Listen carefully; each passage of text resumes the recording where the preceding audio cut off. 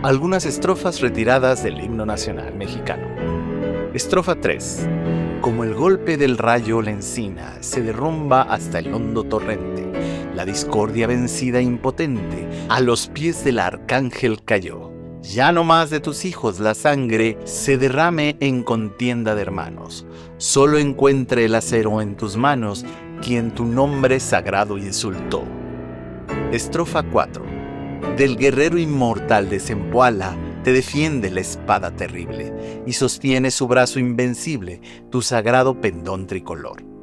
Él será feliz mexicano, en la paz y en la guerra el caudillo, porque él supo sus armas de brillo circundar en los campos de honor. Estrofa 5. Guerra, guerra, sin tregua al que intente de la patria manchar los blasones. Guerra, guerra, los patrios pendones en las olas de sangre empapad. Guerra, guerra, en el monte, en el valle, los cañones horrísonos truenen y los ecos sonoros resuenen con las voces de unión, libertad. El 12 de noviembre de 1853 se lanzó la convocatoria de una obra maestra que nos hace sentir identificados como mexicanos, que se nos eriza la piel cada que escuchamos esta obra maestra. Me refiero al himno nacional. El himno nacional que precisamente surge a raíz de una convocatoria y del cual vamos a hablar el día de hoy con la doctora Luisa del Rosario Aguilar Ruz, quien además de ser doctora en música, es licenciada en Derecho. Entonces, esta combinación de una abogada con una doctora en música resulta o va a ser bastante interesante para conocer más acerca de este himno nacional, la propia historia, el contexto político. Bienvenida, mi querida doctora. Qué gusto que nos acompañe en este programa de Cultura al Derecho. Y precisamente vamos a hablar del himno nacional. Primero me gustaría saber por qué eligió esta obra maestra que además nos hace sentir muy orgullosos como mexicanos y mexicanas. Sí, bueno, de inicio por eso, porque es ni más ni menos que la música que nos representa a todos, ¿no? Sin excepción.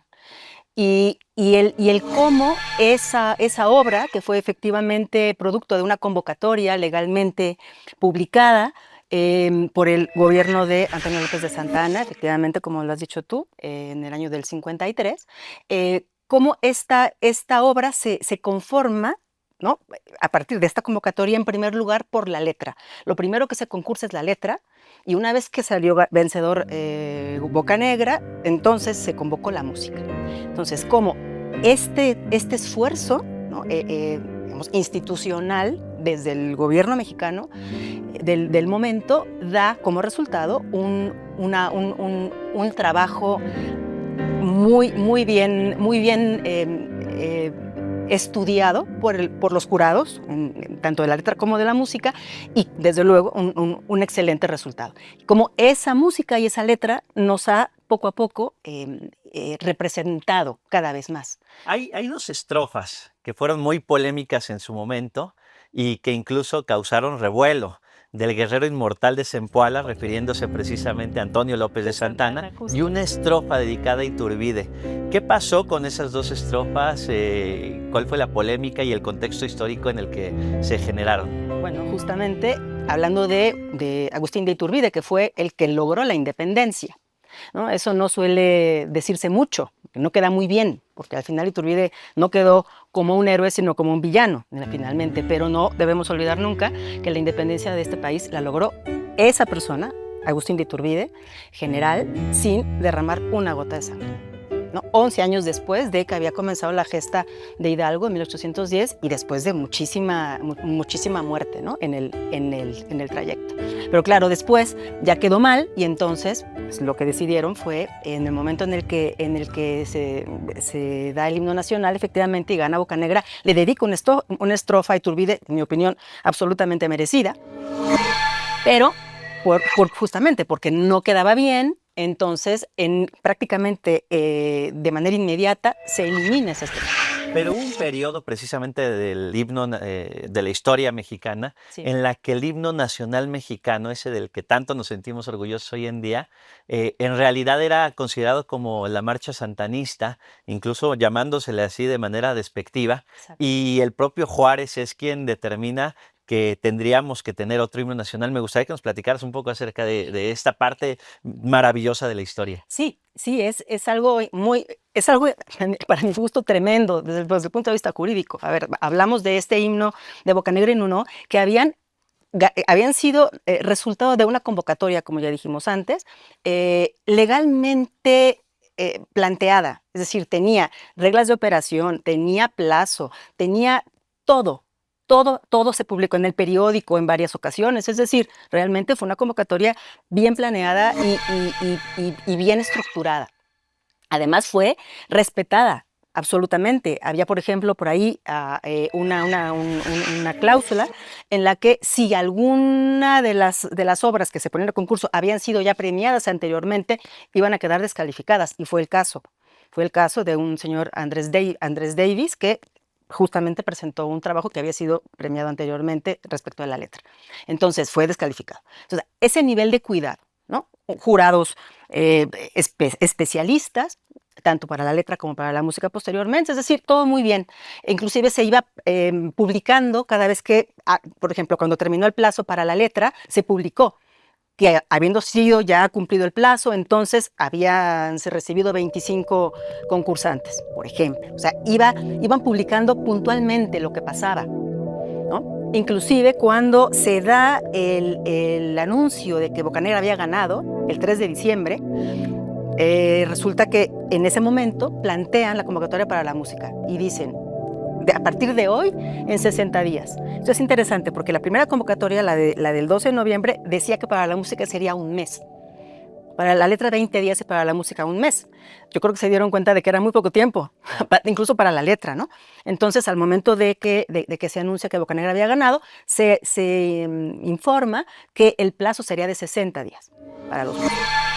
Entonces, paso a paso va, ¿no? Y más adelante Juárez, ¿por qué no quiso el himno nacional mexicano? Pues no lo quiso porque yo creo, porque lo había convocado, lo había presentado, ¿no? Antonio López de Santana, que como sabemos era conservador, y definitivamente Benito Juárez estaba totalmente en contra. De hecho, bueno, pues, en su 11ª presidencia, que es esta la del 54 justamente, sale Santana por la Revolución de Ayutla, ¿no? Entonces, no, definitivamente para el gobierno de Juárez, pues no era aceptable que este himno, que era ya el himno mexicano, además muy interesante cómo lo plantea Santana. Santana lo que dice es, no, lo que queremos es que tengamos un himno que constantemente sea el himno nacional, ¿no? La idea de la costumbre, ¿no? ¿Por qué constantemente? Porque es a fuerza de costumbre, a fuerza de diario, a fuerza de todo el tiempo, que se vuelve algo nuestro, que lo interiorizamos y lo volvemos nosotros, ¿no?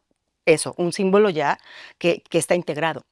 Y Juárez convoca también para competirle al himno nacional de Santana, ¿no? Sí. Y lanza su propia convocatoria. ¿Cómo fue ese proceso histórico de Juárez? En el 67 ya había ocurrido la invasión francesa, ya estábamos en ese momento, de la República restaurada.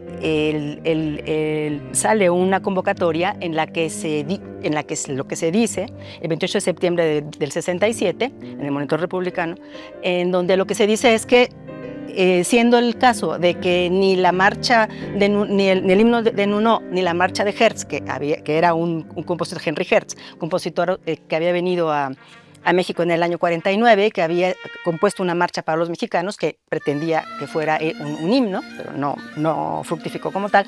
Pero este aviso lo que dice es, siendo que ni la marcha de Hertz ni el himno de Nuno son realmente legítimos o no tienen el carácter realmente nacional, entonces lo que hacemos es pedirle a la Sociedad Filarmónica Mexicana que solicite a sus asociados que compongan música para poder tener un himno, ¿no? Que sea realmente mexicano.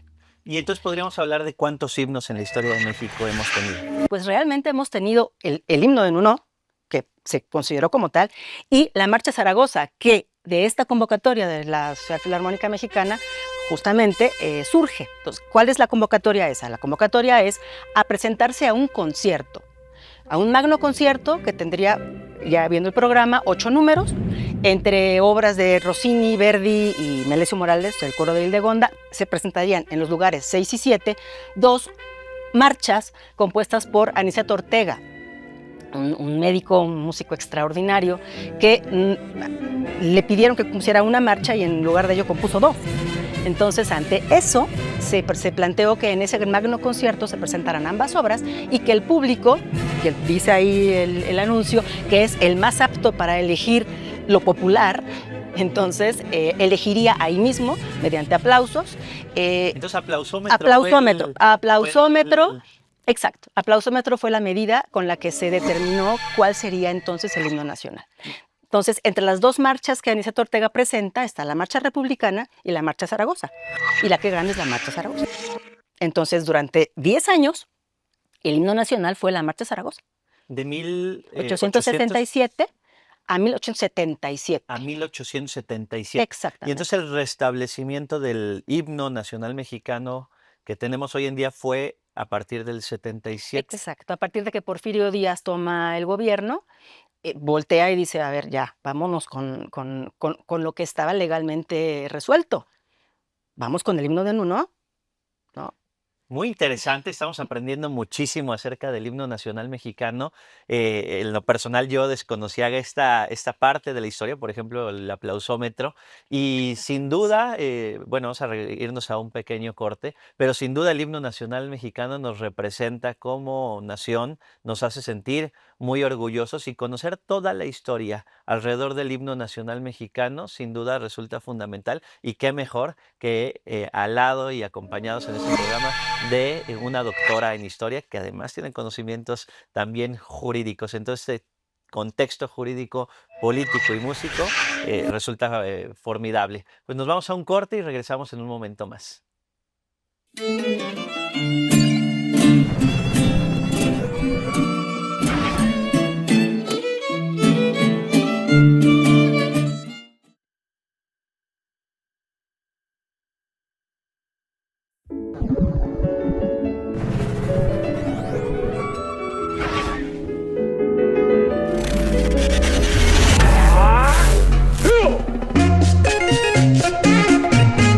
¿Sabías que existe una ley que protege nuestros símbolos patrios, entre ellos el himno nacional?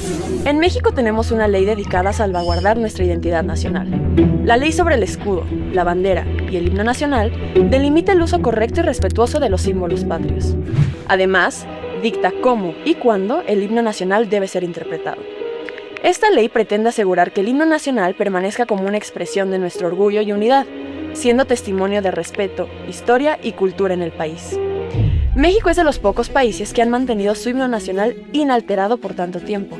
Si bien se han eliminado estrofas, la música e interpretación permanece intacta, a diferencia de otros países que son más permisivos con las reinterpretaciones. ¿Conoces algún dato curioso sobre nuestros símbolos patrios? Cuéntanos en nuestras redes sociales. Si el recuerdo de antiguas hazañas de tus hijos inflama la mente, los laureles de triunfo tu mente volverán inmortales a ondear. Fueron algunas estrofas que se borraron precisamente del himno nacional mexicano. Originalmente eran 10 estrofas. Ya platicamos en el segmento anterior cómo se borraron 2 estrofas del himno nacional. Sí. Y posteriormente nos quedan 8. ¿Qué pasó? ¿En qué momento se eliminaron estas 4 estrofas adicionales? Claro, pues se eliminaron oficialmente en el año 1943, con la presidencia de Ávila Camacho. En ese momento se publica un decreto en el que se establece cuáles serán las estrofas que que se van a cantar de manera oficial o de manera permanente, y se decide que van a ser 4 estrofas. Entonces las estrofas son Ciña o Patria, Guerra, Guerra, Guerra, Guerra sin tregua, Antes Patria que vinieron nuestros hijos, y Patria, Patria, ¿no? Que son la primera, la quinta, la sexta y la 10ª estrofas originales. Y eso fue en el periodo presidencial de Manuel Ávila Camacho. Así es, sí, así es. Posteriormente, en el año 67, se promulga la ley en la que se establece que el himno nacional, junto con la bandera y junto con el escudo, son los símbolos patrios. Se determinan así como los símbolos patrios.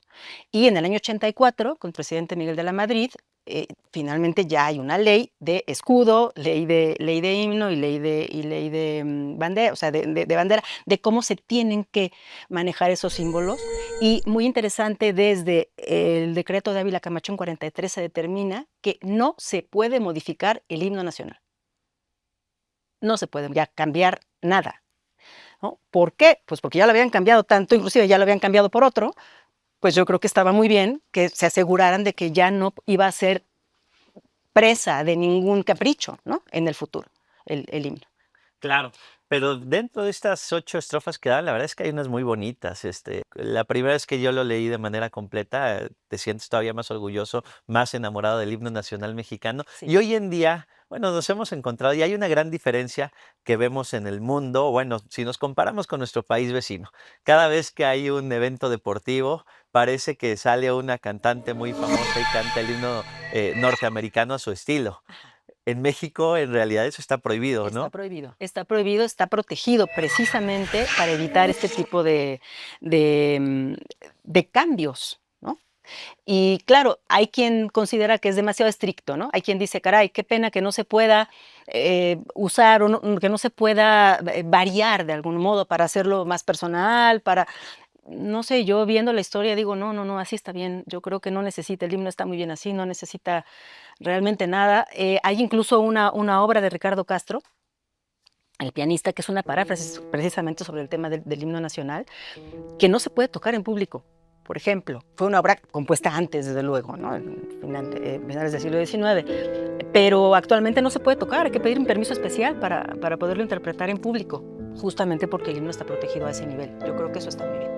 ¿Y cuál sería la sanción en caso de que alguien, o cuáles son los mecanismos sancionatorios en caso de que alguien incumpla precisamente con cantar el himno nacional tal y como lo marca la propia normativa? Pues es una multa tremenda, ya lo han sufrido varios de los cantantes que se les olvida el himno a la mitad. Y que se avientan tal vez en medio de una pelea de boxeo, bueno, al iniciar una pelea de boxeo. Exacto, pensando que sí me lo sé. Pues sí, todos nos lo sabemos hasta que nos da el nervio y se nos olvida, ¿no? Claro, claro. Sí, Entonces, porque imaginemos estar frente a todo un pues público sí. que lo hemos cantado miles y miles y miles de veces, por Desde lo la menos cada infancia, ¿no? lunes, Pues, durante 9 años, que es lo que dura la primaria y la secundaria. exactamente. Hay veces que los mismos nervios traicionan. Y bueno, sí ha habido muchas multas y varios casos también chuscos, polémicos también, pero que sin duda también forman parte de esas historias en torno al himno nacional. Absolutamente. Y me gustaría saber, regresar un poco al contexto político Ujú. que se vive cuando se compone el himno nacional, el contexto político que se vivió después con Porfirio Díaz en el restablecimiento y el contexto político ya más adelante con Ávila Camacho. Sí, pues efectivamente, durante el gobierno de Santana, pues estaba él ya en su 11ª presidencia, lo habían traído nuevamente. En este México convulso, en este México en el que pasaban presidencias de meses, ¿no? Era realmente un momento muy, muy difícil esta primera mitad del siglo XIX, en la que le toca protagonizar a Santana. Entonces, lo que Santana hace en realidad es voltear atrás y decir, a ver, estamos en el año 54 y no tenemos un himno nacional. Yo creo que está bien que ya tengamos un himno nacional. Entonces, convoca a este concurso. En realidad, ahí yo lo que creo es eso, que ya para este momento había habido ya muchos intentos de himno y ninguno había logrado concretarse. Posteriormente, con Benito Juárez, ahí sí me parece que su decisión de desestimar el himno de Nuno sí tuvo más que ver con un asunto político, un asunto ideológico.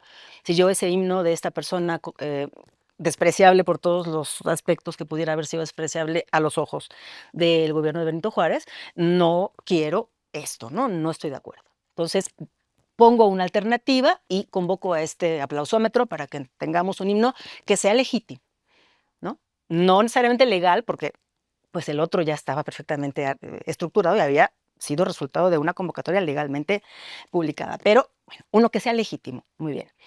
Viene Porfirio Díaz, ¿no? Después de todo lo que había pasado, de todo el siglo, y llega también liberal de inicio, pero no necesariamente peleado con el conservadurismo o con la figura de Santana o con esa historia, no necesariamente peleado. Entonces no tuvo problema él en voltear a lo legal y decir, vamos a tomar nuestro himno que ya estaba resuelto, ¿no? Entonces ahí ya es una decisión, sí, política, sin duda, pero también me parece una decisión legitimatoria al final, creo yo, de ese himno que había tenido todo en un principio, ¿no? Legalidad y legitimidad. Estamos ya cerca del final del programa, pero ahora me gustaría escuchar a la doctora en música. ¿Cuáles son las características que hacen del himno nacional mexicano un buen himno, o cómo podemos catalogar un buen o mal himno? Ajá. Porque siempre se dice que el himno nacional mexicano es el más hermoso del mundo. Por ahí hubo un concurso que decía que era el segundo después de la Marsellesa. Para mí es el más hermoso. Pero ¿qué hace un buen himno o un mal himno? Bueno, ¿O qué características? exacto. Hay que tomar en cuenta lo siguiente. Jaime Nuno, que fue el compositor del himno nacional, era un músico que había trabajado como director de bandas militares. De hecho, Santana lo conoce en Cuba, en uno de sus exilios, dirigiendo Nuno las bandas de la Reina en Cuba. Recordemos que Cuba tardó mucho tiempo en independizarse. Ahí lo conoce y lo invita a México a dirigir las bandas militares mexicanas y Nuno viene. Entonces Nuno era un músico acostumbrado a trabajar con marchas y con coros militares. Entonces, ¿qué fue lo que Nuno compuso? Compuso una marcha militar. Entonces, es una marcha que tiene un ritmo perfectamente estructurado, que no da lugar a que te vayas por otro lado, no te da mucho lugar a que te imagines cosas, tú vas perfectamente siguiendo el ritmo de la música, y además está en do mayor, que es una tonalidad muy fácil de entonar realmente, y está estructurado a partir de la tríada de do mayor, ¿no? Mexicano al grito de guerra, tan, tarán, es la tríada de do mayor. Y se mantiene en un rango de una octava, digamos de do a do. La nota más alta es un mi, pero es solamente en un momento, sino se mantiene en un rango que es muy fácil de entonar, muy fácil de cantar para cualquier persona, ¿no? Y como está estructurado en triadas y en saltos pequeños o en grado conjunto, o sea, con notas seguidas, entonces es fácil de memorizar también. Eso es lo que hace que este himno sea tan amable para todo el mundo. Distinto pasa con himnos como el de Estados Unidos, por ejemplo, que es muy bonito, ¿no? Muy lírico, pero claro, es dificilísimo de cantar.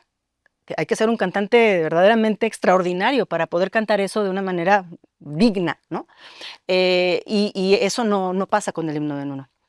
Entonces creo yo que esa característica fue la que vieron los tres jurados insígnes de aquella convocatoria, que eran don José Antonio Gómez de Holguín, don Agustín Valderas y don Tomás León, grandes músicos, grandes profesores, que vieron esa característica en este himno y le dieron el gane. Y tan interesante fue y tan contundente que de hecho Nuno, a todos les pedían que pusieran su trabajo en sobre cerrado con un epígrafe. Y Nuno hizo algo muy raro, puso la leyenda número 10 sobre el pliego. Entonces, cuando abren, se encuentran dentro del epígrafe Dios y Libertad y junto JN. O sea, no puso su nombre en ningún lado. Entonces, tuvieron que publicar un anuncio para preguntarle a la persona que había ganado que por favor se presentara y dijera quién era, porque no podían ni siquiera con lo que estaba allí tener idea de quién era. O sea, a ese grado fue ciego el jurado. Interesantísimo todo lo que nos acaba de comentar la doctora Luisa del Rosario. Ha sido un agasajo tenerte en el programa. La verdad es que Gracias. podría haber seguido, pero lamentablemente se nos acabó el tiempo. Agradecer mucho que hayamos podido el día de hoy tenerte como invitada. Agradecerle mucho, como siempre, a toda la cabina, a todo el equipo que hace posible este programa de Muchas Cultura gracias. al Derecho. En la cultura de la legalidad participamos todas y todos. Pues muchísimas gracias y nos vemos en la siguiente semana.